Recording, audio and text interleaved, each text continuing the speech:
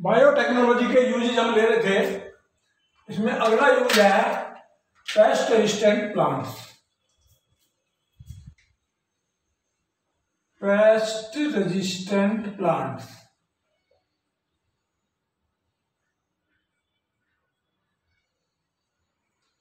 ऐसे बहुत से पौधे हैं जिन पे कोई पार्टिकुलर पेस्ट अटैक करता है।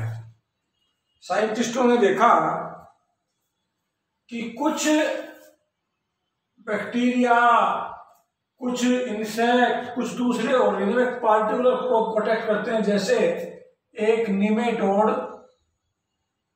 निमेटोड ये आर्थ्रोपोडा में कुछ जानवर होते हैं जिसका नाम था मैलोइडिगाइन इनकोग्निशिया। ये उस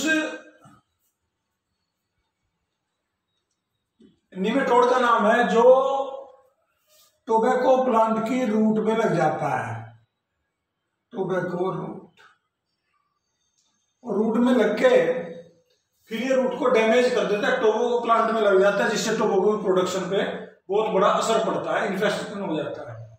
अब इसमें क्या किया साइंटिस्टों ने, एक प्रोसेस देखी कि आरएनए इंटरफेरेंस। अगर हम ये यूज करें आरएनए इंटरफेरेंस, तो ये जो प्रोसेस है ये रोकी जा सकते हैं, इन्फेस्टेशन नहीं होगा, ये रेजिस्टेंट वैरायटी बन जाएगी। कैसे? इसके लिए आरएनए इंटरफेरेंस का मतलब है, आपको पता है कि जो आरएनए बनता है, आरएनए सिंगल स्ट्रैंडेड है। अगर हम ऐसा मॉलिक्यूल बना दें जो इसकी सप्लीमेंट्री हो और ये दोनों आपस में डबल स्ट्रैंडेड आरएनए बन जाएगा, डबल स्ट्रैंडेड आरएनए। तो क्या होगा, वो जो एमआरएनए बना था उस एमआरएनए का फंक्शन नहीं होगा, because another RNA that is complementary to this RNA will prevent the further translation of this RNA। इसको कहते हैं आरएनए इंटरफेरेंस। आपने आरएनए का काम इंटरफेयर कर दिया, इस आरएनए जो काम करना था वो आरएनए इंटरफेरेंस है। ज्यादातर दवाइयां जो हम मेडिसिन यूज करते हैं वो मेडिसिन क्या करती हैं, आरएनए इंटरफेरेंस कर देती हैं, जिससे वो आरएनए आगे फंक्शन नहीं करता। तो हम जो दवाइयां लेते हैं किसी माइक्रोब को रोकने के लिए, तो ये प्रोसेस है आरएनए इंटरफेरेंस। इसका मतलब क्या हुआ, साइलेंसिंग ऑफ आरएनए हो गया, साइलेंसिंग ऑफ आरएनए। वो जो आरएनए बन रहा है वो आरएनए आगे काम नहीं करेगा, उस आरएनए को आपने डबल स्ट्रैंडेड करके उसको इनएक्टिवेट कर दिया, जिससे आगे ट्रांसलेशन नहीं होगा, ट्रांसलेशन प्रोसेस रुक जाएगा। तो इस तरह से हम इस आरएनए की आगे प्रोसेस रोक देते हैं, तो वो ऑर्गेनिज्म जो उसमें रिप्रोडक्शन करेगा, जो ऑर्गेनिज्म रेप्लिकेट करेगा, उसका एमआरएनए को हमने साइलेंस कर दिया। ये प्रोसेस कहलाती है साइलेंसिंग ऑफ आरएनए। तो हमने कुछ इसके बनाने के लिए एग्रोबैक्टीरियम वेक्टर से इन्फेक्शन करवा के हमने टोबैको प्लांट में ऐसा आरएनए डाल दिया, ऐसे जीन डाल दिए, वो जीन जो ऐसा एमआरएनए बना दे कि वो एमआरएनए मस्ट बी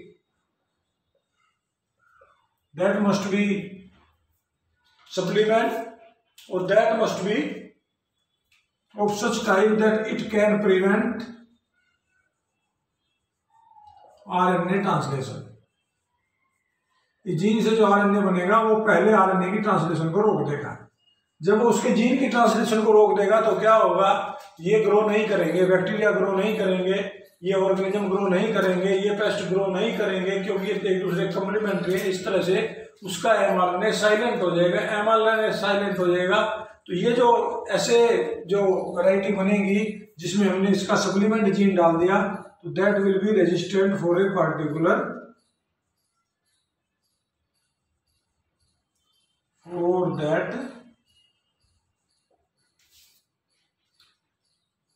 पेस्ट। उस पेस्ट के लिए वो रेजिस्टेंट हो जाएगी। तो ये टेक्निक कहलाती है आरएनए इंटरफेरेंस। आपने आरएनए को इंटरफेयर कर दिया। तो ऐसी टेक्निक जिसमें आरएनए इंटरफेरेंस कर देते हैं, आरएनए की एक्टिविटी खत्म कर देते हैं, उस आरएनए को यूज नहीं होने देते, उस एमआरएनए का एक उसका डबल स्ट्रैंडेड उसका एक कंप्लीमेंट बना के, उसका सप्लीमेंट बना के, उसकी जो सप्लीमेंट्री चेन बना के उसको एक्टिव नहीं होने देते। तो ये टेक्निक कहलाती है आरएनए इंटरफेरेंस। तीसरा है इसका यूज मेडिसिन में, इन मेडिसिन। बहुत सारी मेडिसिन आज बायोटेक्नोलॉजी के द्वारा बनाई जाती है। बायोटेक्नोलॉजी के द्वारा पिछले चैप्टर में हमने जिक्र किया था बायोरिएक्टर। बायोरिएक्टर में हम क्या करते हैं, किसी भी जीन की प्रोडक्ट बनाते हैं। अगर वो जीन ऐसा है जिसकी प्रोडक्ट हमारे लिए यूजफुल है, कोई मेडिसिन है, कोई एंजाइम है, कोई हार्मोन है, तो वो हम बना सकते हैं इजीली उससे। तो ये माइक्रोब को हम यूज कर सकते हैं। तो इसमें एक बायोटेक्नोलॉजी से बनाई इंसुलिन। जो इंसुलिन बनाए जाते हैं इसको हम जेनेटिकली इंजीनियर्ड इंसुलिन कहते हैं। Genetically engineered insulin. आपको पता है insulin is most important for the treatment of diabetes. Diabetes के ट्रीटमेंट के लिए इंसुलिन बहुत जरूरी है। कुछ लोग इंसुलिन यूज करते हैं, इंसुलिन पे रहते हैं, इंसुलिन डिपेंडेंट है। तो ये जो इंसुलिन अब पहले यूज होती थी, ये कहां से आती थी? ये इंसुलिन बछड़े से, काऊ से, कैटल से, पिग से निकाल के, और ये इंसुलिन कलेक्ट करके ये आदमी को दी जाती थी। इस इंसुलिन में एक प्रॉब्लम थी कि उसके साथ में कुछ प्रोटीन, फॉरेन द प्रोटीन्स भी आ जाती थी और वो रिएक्शन करती थी, उसके साइड इफेक्ट होते थे। वो प्रोटीन सेफ नहीं थी, वो इंसुलिन सेफ नहीं थी। जो एनिमल ओरिजिन वाली इंसुलिन यूज की जाती थी, that insulin was not better. पहले जो इंसुलिन दी जाती थी वो इंसुलिन एनिमल सोर्स से इंसुलिन निकालते थे, पिग से, कैटल से, दूसरे जानवरों से इंसुलिन निकालते थे। वो इंसुलिन हार्मफुल होती थी क्योंकि उस इंसुलिन में उस ऑर्गेनिज्म की प्रोटीन भी आ जाती थी, जिसकी वजह से वो फॉरेन प्रोटीन के लिए आदमी रिएक्शन करता था, साइड इफेक्ट आ जाते थे। बाद में क्या हुआ, अगर हम इंसुलिन की स्ट्रक्चर देखें तो इंसुलिन में दो चेन होती है, एक ए और एक बी। ये इंसुलिन होती है, एक ए चेन होती है, एक बी चेन होती है। इसमें ए और बी दो चेन होती है जो आपस में डाइसल्फाइड ब्रिज के द्वारा जुड़ी होती है। इनके बीच में डाइसल्फाइड बॉन्ड होते हैं, प्रोटीन ये बनी होती है डाइसल्फाइड बॉन्ड, इससे जुड़ी होती है प्रोटीन इसके द्वारा। अब इसमें ये दो चेन होती हैं, तो जब हम इसको सिंथेसिस करते थे तो अब इसमें आदमी में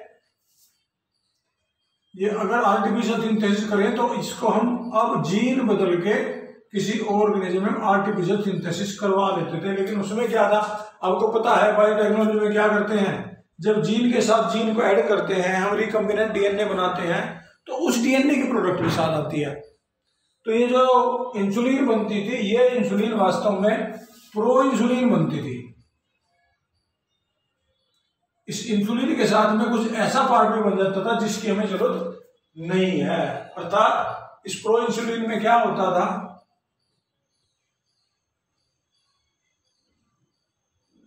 ये ऐसे इंसुलिन बनती थी। इस इंसुलिन में, प्रो इंसुलिन में ये पार्ट एक्स्ट्रा था। फिर बाद में हमने क्या करना होता था, इस पार्ट को हटाना पड़ता था। इंसुलिन अलग ले ली और ये वाला पार्ट हमने सेपरेट कर दिया, ये पार्ट सेपरेट कर दिया। ये करने के बाद अर्थात इसका ट्रीटमेंट करना पड़ता था, प्रोसेसिंग करना पड़ता था, फिर हमें ये इंसुलिन मिलता था।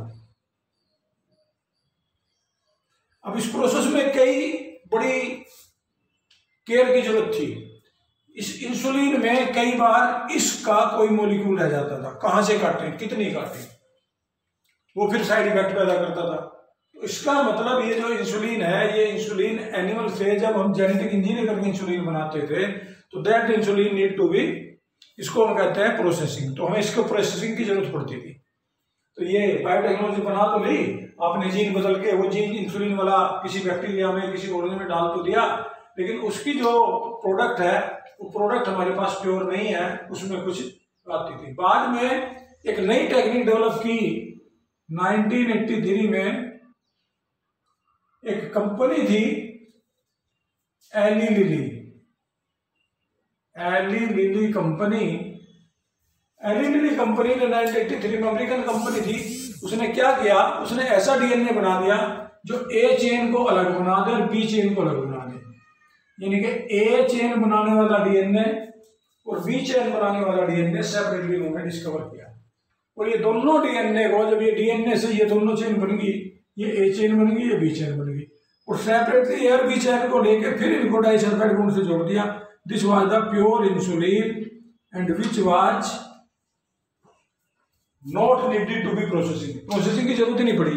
आपने उतनी चेन बायोटेक्नोलॉजी से बना ली जितनी की हमें जरूरत है। तो ये ह्यूमन इंसुलिन बनाने के लिए ये बेस्ट मेथड है। एली लिली कंपनी ने ये टोटली सिंथेटिक इंसुलिन बना दिया by the technique of biotechnology. तो इस तरह से हम डिस्कवरी करके, ये तो टेक्निक थोड़ी महंगी पड़ती है, लेकिन इस टेक्निक में साइड इफेक्ट बिल्कुल नहीं होता।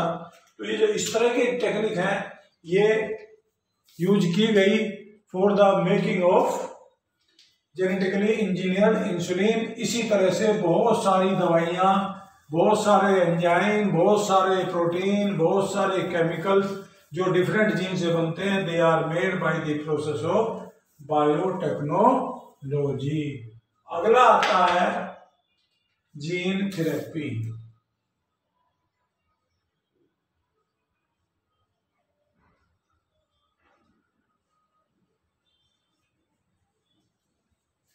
जीन थेरेपी क्या है?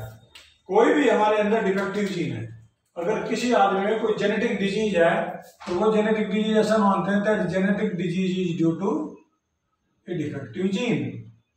जेनेटिक डिजीज का कारण क्या होता है? जीन होता है। हमारे अंदर कोई डिफेक्टिव जीन है, डिफेक्टिव जीन है तो जेनेटिक डिजीज होगी। जेनेटिक डिजीज है तो इस जीन को अगर हम बदल दें, this gene could be changed but this change could be done only at the zygote level.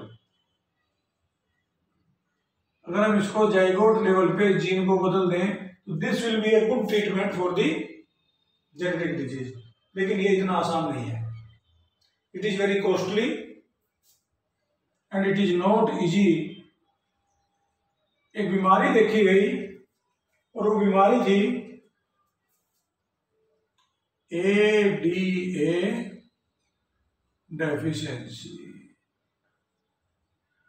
This alpha genetic disease. ADA deficiency एक जेनेटिक डिजीज है। ये जेनेटिक डिजीज क्या है पहले मैं चर्चा करूं। ये ADA डेफिशिएंसी क्या है? ये ADA एक एंजाइम है,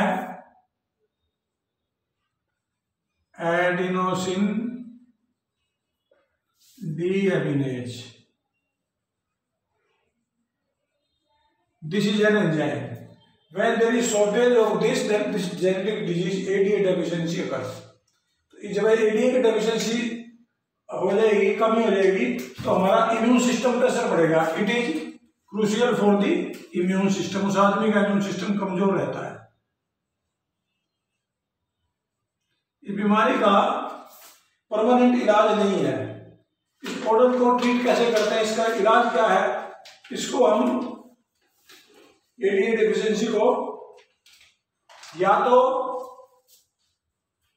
बोन मैरो ट्रांसप्लांट करो,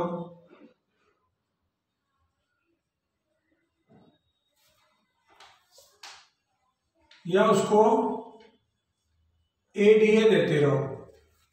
दोनों टेक्निक है, या तो एंजाइम देते रहो टाइम टू टाइम, लेकिन एंजाइम की बार बार जरूरत पड़ती है क्योंकि शरीर में बनता नहीं, और या बोन मैरो ट्रांसप्लांट करो तो बहुत महंगी टेक्निक है। तो इसके लिए क्या हुआ कि जीन थेरेपी के द्वारा पहले लिम्फोसाइट लेके और वो लिम्फोसाइट में जीन थेरेपी की, उनके जीन बदल दिए, and these lymphocyte were further injected in the person. उस आदमी में फिर से ये इंजेक्ट कर दी जीन थेरेपी, जिनमें आपने ये बदल दिया। तो ये जेनेटिकली इंजीनियर्ड लिम्फोसाइट होगी। ये लिम्फोसाइट जेनेटिकली इंजीनियर्ड होने के बाद ये उसका, अगर हम इसको एम्ब्रियोनिक स्टेज पे आदमी में इंजेक्ट करवा दें तो ये उसका सोल्यूशन हो जाएगा, परमानेंट सोल्यूशन हो जाएगा एडीए का। तो ये परमानेंट क्योर हो जाएगा। तो this is the treatment of genetic disease. और ये जेनेटिक डिजीज एडीए डेफिशिएंसी में काम आता है, जीन थेरेपी। एडीए डेफिशिएंसी अगर किसी में है तो उसके लिए बायोटेक्नोलॉजी के द्वारा लिम्फोसाइट को बायोटेक्नोलॉजी से स्ट्रक्चर करके बायोटेक्नोलॉजी बना के उसको एम्ब्रियो में इंजेक्ट कर देते हैं। This is the permanent solution of the ADA deficiency. ये इसका एक और यूज हो गया। इसके बाद अगला यूज आता है molecular diagnosis. The next use is molecular diagnosis. Molecular diagnosis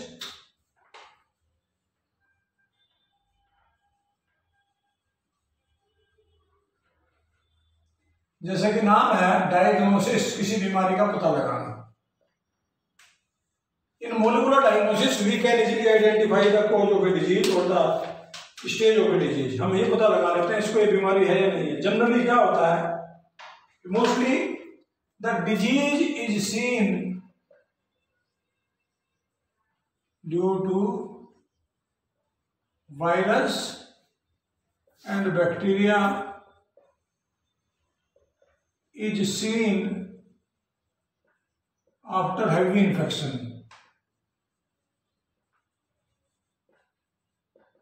जब वो बहुत सारे बढ़ जाते हैं, उनके सिम्टम आ जाते हैं, तब पता लगता है कि इसको ये बीमारी है। The cause of disease is seen only when the symptom of disease appear. किसी को कोई बीमारी हुई तो हमें पता कब लगेगा, जब उस बीमारी का सिम्टम आएगा। तो इसके लिए हम क्या करते हैं, हम उसके सिम्टम से पहले उसका टेस्ट करवा लेते हैं। और इसके लिए हम पीसीआर, एलिसा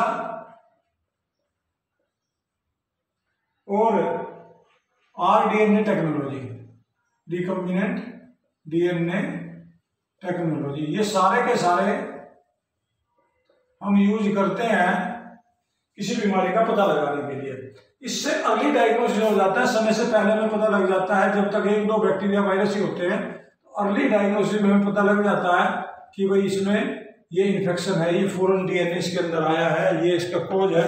तो इससे ट्रीट करने में आसानी रहती है, इससे हमें पता लग जाता है। तो इसके लिए हम उसको डीएनए को प्रोब बना के, सिंगल स्ट्रैंडेड डीएनए आरएनए को उस रेडियोएक्टिव बना के उसके अंदर डाल देते हैं। फिर वो इन्फेक्टेड जीन के साथ रिप्लिकेट करता है। फिर हम उस जीन के टेस्ट कर लेते हैं। इसके लिए बहुत इंपॉर्टेंट, बहुत सी डिजीज ऐसी होती हैं जो इससे टेस्ट किया जाता है, जैसे कि एड्स, टाइफाइड। इसके अतिरिक्त कुछ और ऐसी बीमारी हैं जिनको हम इस टेक्निक के द्वारा टेस्ट कर सकते हैं। तो ये कुछ ऐसा फैक्टर है मॉलिक्यूलर डायग्नोसिस जो हम जेनेटिक इंजीनियरिंग के द्वारा जीन बना के उससे हम अंदाजा लगा लेते हैं। इसके बाद अगला इसका यूज आता है नेक्स्ट,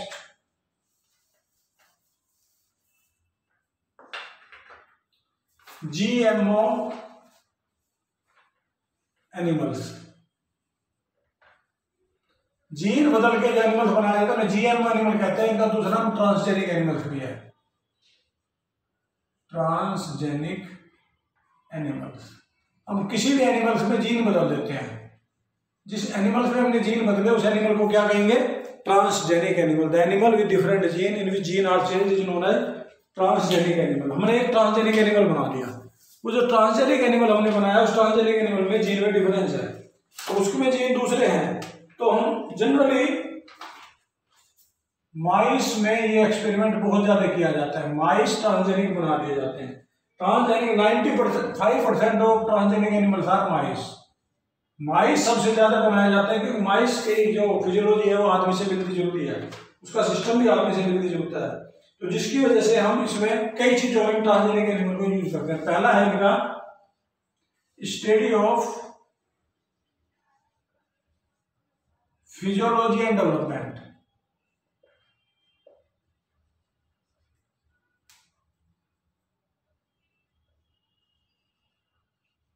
हम ऑर्गेनिज्म की फिजियोलॉजी और डेवलपमेंट की स्टडी करते हैं।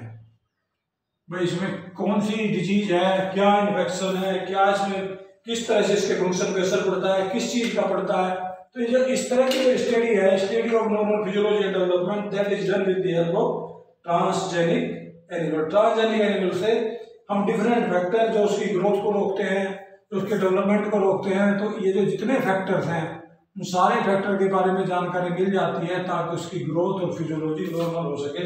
हम इसकी स्टडी करते हैं। दूसरा, हम इसके लिए स्टडी ऑफ डिजीज,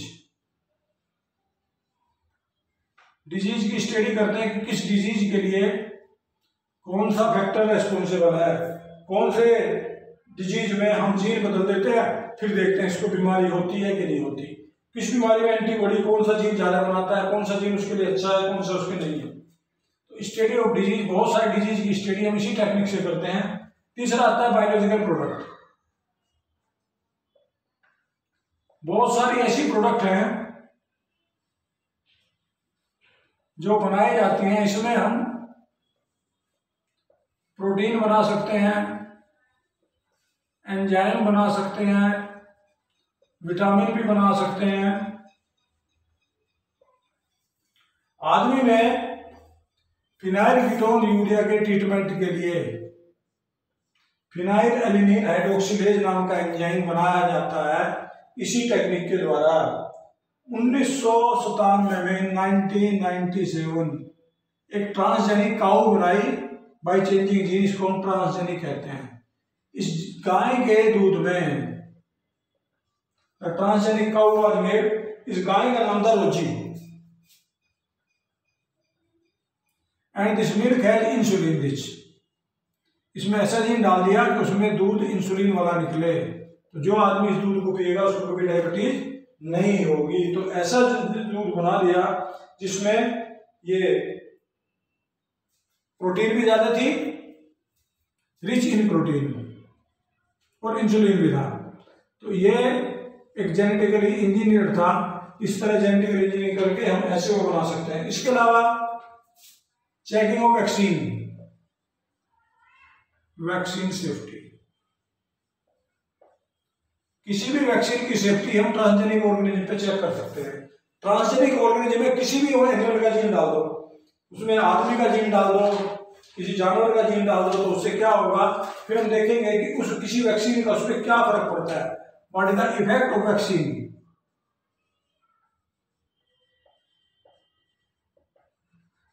और फिर बाद में उस वैक्सीन का आदमी पे एक्सपेरिमेंट किया जा सकता है। तो वैक्सीन की सेफ्टी, इसके बाद chemical safety, chemical safety testing. हम किसी भी ड्रग्स की, किसी भी केमिकल की टॉक्सिसिटी चेक कर सकते हैं, वो केमिकल हानिकारक है या यूजफुल है। जीन बदल के किसी भी ऑर्गेनिज्म में हम ट्रांसजेनिक एनिमल को बना लेते हैं, उनमें वही जीन होते हैं जो जीन आदमी में है। जब आदमी वाले जीन होते होंगे तो उनमें असर भी आदमी वाला होगा।